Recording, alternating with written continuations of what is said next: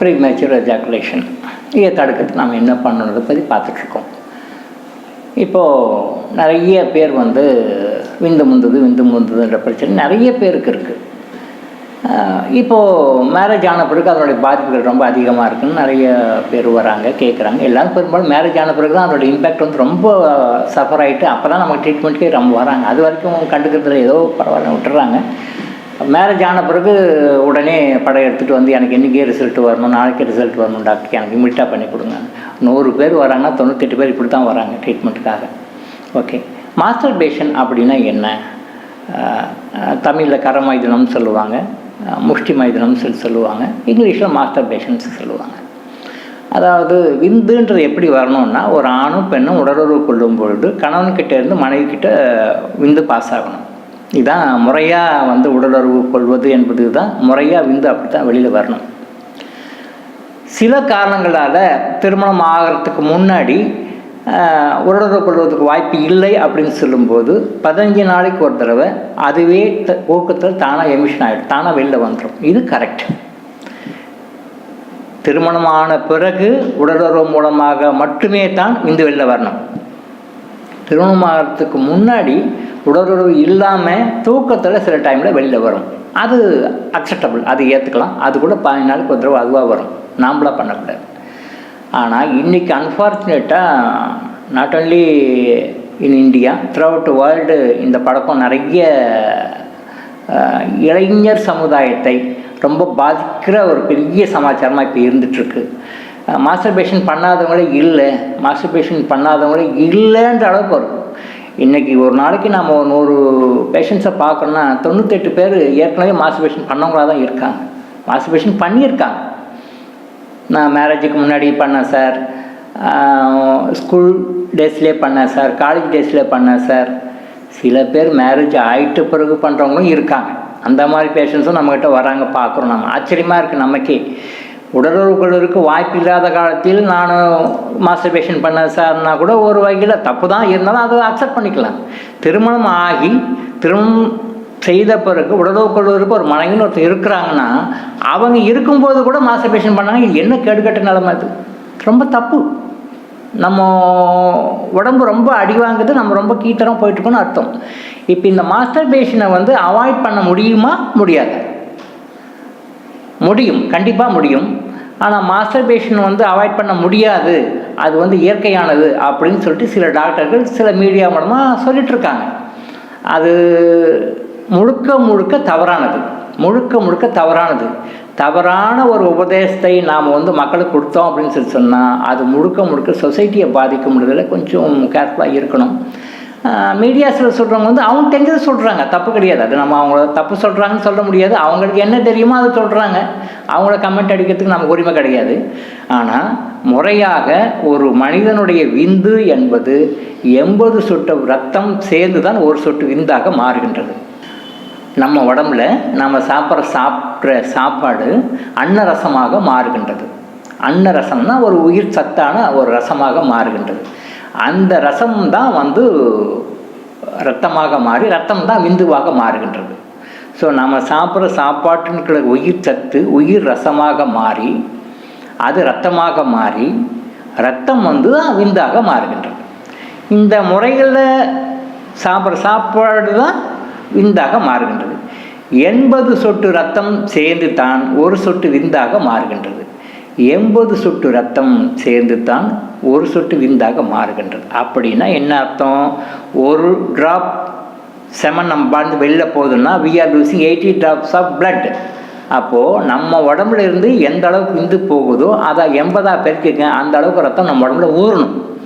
அந்த அளவுக்கு உடம்புல ரத்தம் ஊறுறதில்ல.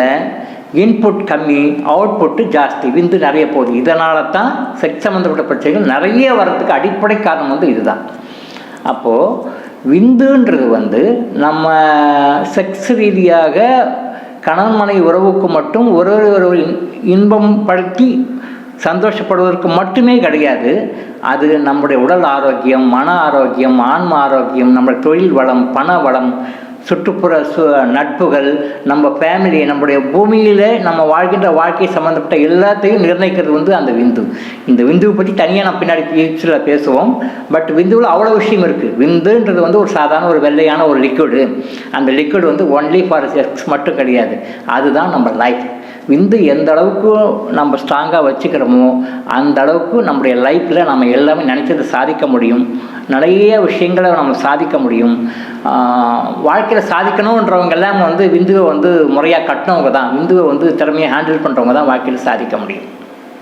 அதனால் விந்து முந்துதல்ன்ற பிரச்சனைக்கு வந்து மிக முக்கியமான காரணம் வந்து பல காரணங்கள் நம்ம பேசிகிட்டு இருக்கோம், ஒரு காரணமாக பேசிகிட்டு இருக்கோம். அதில் இப்போ நம்ம இங்கே பேசிகிட்டு இருக்கிறது வந்து எந்த காரணத்தை கொண்டும் 80 சொட்டு ரத்தம் தான் ஒரு சொட்டு விந்தாக மாறுகிறது. கவனத்தை வச்சுக்கிட்டு விந்துவை மிகவும் சிறப்பாக ரொம்பவும் கேர்ஃபுல்லாக ஹேண்டில் பண்ணணும். அப்போது மட்டும் நம்ம அதை கரெக்டாக வந்துட்டோம், செக்ஸ் சம்மந்தப்பட்ட குறைபாடு நமக்கு நிறைய வரவே வராது.